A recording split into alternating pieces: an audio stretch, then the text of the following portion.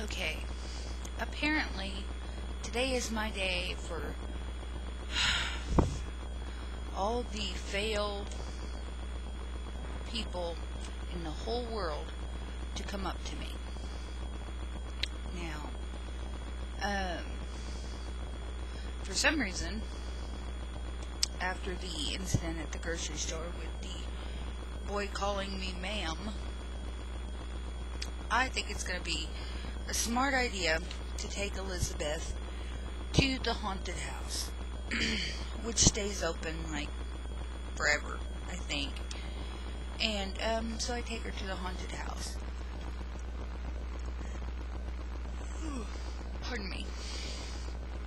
So I take her over there, and we get in there, and we're walking around. You know, it costs like $5 a pop per person to get in there. Doesn't sound like much, but when you get molested when you go in there, you're paying for services, basically. Well, I get in there and we're stumbling around in the dark. Elizabeth's got a hold of my dress, which she managed to make this strap go whoop and fall down. So I'm fixing it, and there's strobe light going on. And one of the male workers comes over and goes, "Oh, here, let me help you with that." Well, I managed to get all felt up during the time that we were in there, that I was taking Elizabeth around. And I'm like, oh, yay, you know, I paid $5 to come in here and get sexually harassed. Lovely.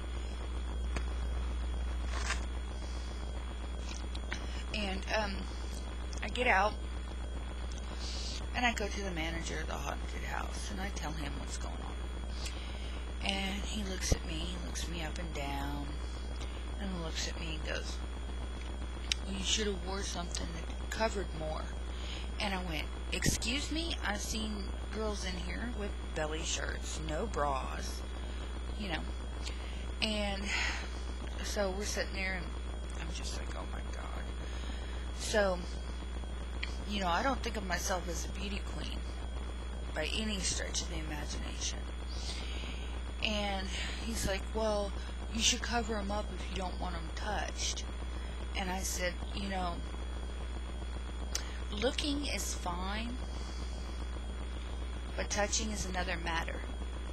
You know, in Middle Eastern countries, men have had their hands cut off for less. In fact, you know, if we run around barefaced like this, over there we'd be put to death, we'd be stoned. So, you know, I thought maybe the manager would have a little bit more professionalism. So, yeah, it's just adding up one thing after another. And, you know, the boy had the audacity, after he got his break, because I was still talking to the manager, he came up and tried to give me his phone number. And I was like, oh, hell no, you know, ain't happening. And the manager was like, "Well, I would be flattered if I were you." And I was like, "Why?" And he goes, "Well, that boy, he's like 18, doesn't have a girlfriend and stuff." And I'm like, Jesus Christ, you know, how many 18-year-olds, how many teenagers are going to be hitting on me today? So I came home, and I'm hiding now. Again.